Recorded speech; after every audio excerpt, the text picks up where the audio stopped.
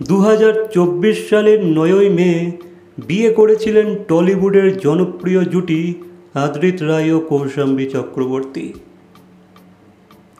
দেখতে দেখতে 1 বছর হয়ে গেল তাদের দাম্পত্য জীবন।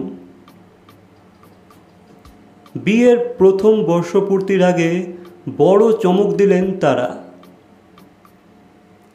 পরিবারে এসেছে নতুন সদস্য, একটি পোষ্য ষাঁড়মেয়।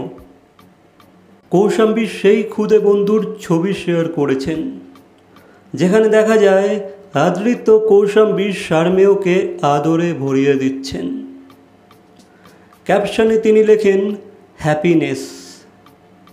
একসময় তাদের সম্পর্ক নিয়ে অনেক ট্রোল হয়েছিল, কিন্তু সব কাটিয়ে তারা সুখে আছেন। আদ্রিত জানান, সংসারের অনেক দায়িত্ব কৌশাম্বী সামলান। তার মতে স্ত্রী তাকে শিশুর মতো যত্ন করেন। সো গাইস, এ বিষয়ে তোমাদের কি মন্তব্য অবশ্যই কমেন্ট করে জানাবে।